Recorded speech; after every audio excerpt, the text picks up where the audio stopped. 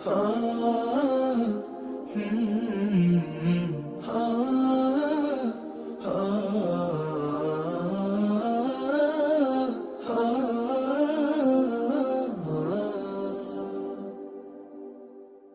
زوجتي عنوانها. السلام عليكم ورحمة الله تعالى وبركاته. أحبائي وكل متتبعي قناتي، مرحبا بكم معايا اليوم فيديو جديد. اليوم إن شاء الله بغيت نتقاسم معكم واحد الطاجين. هو الطاجين بأنا غنديرو بالدجاج ومخضر بالبصل الصغير. كيجي ما نقولكمش في المذاق. المهم اللي محب بالسكري سالي غادي يكون واحد الطبق شهي باذن الله. تبعوا معايا نعطيكم ان شاء الله المقادير وطريقه التحضير. بالنسبه للمقادير ديال الطاجين ديالي اليوم غنحتاج الدجاج. المهم اللي عنده اللحم انا غنديرو. كيعجبني الدجاج بالبصله، كيعجبني عزيز عليا الطاجين بزاف. المهم كما راكم تشوفوا انا نقيت الدجاج، راني غسلته كما العاده بالحامض والخل والملح، وانا كما راكم تشوفوا هذا راني حيدت له الجلده ديالو. المهم داكشي غير كان دي فوا كنخلي الجلده، دي فوا كنحيدها. المهم على حسب الدجاج، كل دجاج وكي كيجيني الطياب ديالو. غنحتاج هكا درت انايا نصف دجاجه، شويه من الصدر وشويه من الفخذ. غنحتاج البصله الصغيره كما هي، كما راكم تشوفوا هي غير بصله العاديه، البصله البيضاء ولكن صغيره، راه ماشي لا شالوت هذيك الفرنسيه، ولكن هذه غير بصله صغيره كتكون حلوه وكتجي في الطاجين ما شاء الله. غنحتاج واحد جوج بصلات اللي كما راكم تشوفوا النص ديالهم راني ديجا درتو هنا في الطاجين، ستفتو في الطاجين ديالي. وهذا الطاجين غير صغير، يعني على حساب ثلاثه حتى 4 تاع الناس انا درتو صغير. المهم نتوما ديروا على حساب العائله، افراد العائله ديالكم. النص كي شفتوا راني فرشته هنا في الطاجين وشويه هاني خليته هنا. نزيدو فوق الدجاج. غنحتاج قزبر معدنوس، التوابل غنحتاج ملح ابزار او فلفل اسود، غنحتاج الخرقوم، شويه قرفه وشويه سكينجبير وشويه ديال الثومه بودره. المهم اللي ما عندوش المهم يدير الثومه العاديه. المهم انا عندي بودره غندير بودره.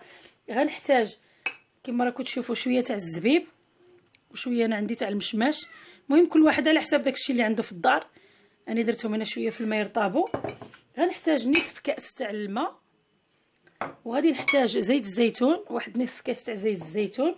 وغنحتاج قرفه، عويدات نتاع القرفه. كما يعني كتعرفوا ان البصله كتقتلها القرفه، كتجي معها المذاق تاع القرفه. المهم يجي زوين. المهم ان شاء الله على بركه الله نديروا الطاجين ديالنا. المهم غناخذ الطاجين ديالي، ها هو بسم الله. درت فيه فرشت فيه شويه تاع البصله. غادي نحط الدجاج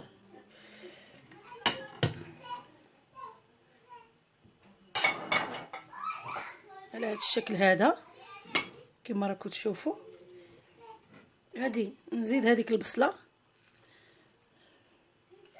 اللي خليتها نزيدها فوق الدجاج على هذا الشكل هذا.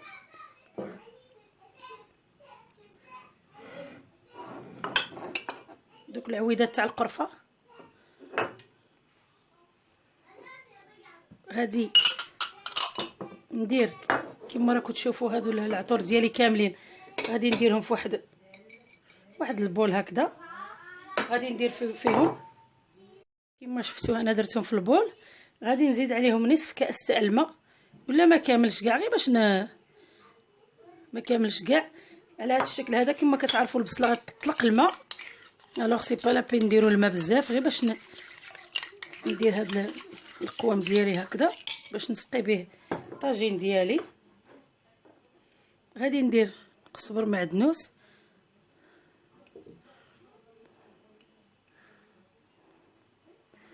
نخلي هاد شويه. ناخذ البصيلات ديالي، غير الاشاره البنات راه البصله هذه صغيره كتكون حلوه كتكون مخيره في المذاق.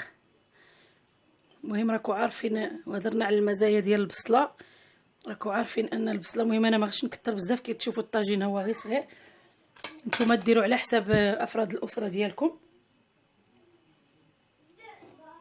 غادي ناخذ داك المشماش. المهم هادشي اختياري، ماشي ضروري خاصنا المشماش، ولا اللي ما يبغيش السكري سالي ما يديرش. انا كيعجبني السكري سالي وكيجي زوين في المذاق. ندير دوك الزبيب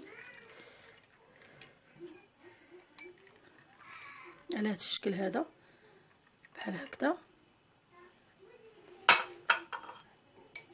وغادي نجيب ديك القوام ديالي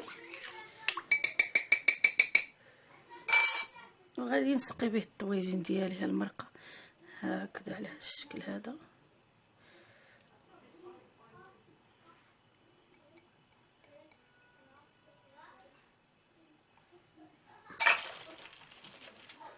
غادي نجيب زيت الزيتون. المهم انا ندير زيت الزيتون، كل واحد اللي بغى يخلط الزيت العاديه وزيت الزيتون يخلط مقدار نصف كاس هذا الشكل هذا. داك شويه قزبر معدنوس اللي بقالي نديرو هكا في الاخير. انا غادي نخليه نديروه هنا البنات على نار مهيله، نديرو على نار مهيله ان شاء الله. وراكم عارفين اللي في البنات راه ضروري يطيبوا الطويجين في هذا على النار وعلى المجمر. وحنا راكم عارفين في ديال الغربه غادي لا حول ولا قوه. غادي نمشي نديرها فوق البوطه ديالي نورمال، كندير حديده كما العاده ونخليه يطيب على خاطرو ان شاء الله. كما راكم تشوفوا هو الطويجين ديالي يطيب على خاطرو ان شاء الله. بقاو معايا ان شاء الله سنعطيكم يعني الطبق النهائي للطاجين ديالي. السلام عليكم ورحمه الله من جديد احبائي. الشكل النهائي ديال الطاجين ديالي مخضر بالبصله وبالزبيب، كيجي على هذا الشكل هذا، كيجي رائع ما نقول لكمش البنات. كيجي فن كما راكم تشوفوا. شوفوا هذه البصله ولات كي الزبده، شوفي دابت طايبه. اللحم كذلك ها هو كل شيء طاب، خليته طاب على نار مهيله على خاطرو. نتمنى هذا الطبق نتاع اليوم ينال الرضا ديالكم وتجربوه ان شاء الله. لما لا كوجبه غداء ولا عشاء، المهم داك الشيء على حساب الرغبه تاع كل واحد. نقول لكم احبائي خليتكم في امان الله وحفظه، والسلام عليكم ورحمه الله تعالى وبركاته.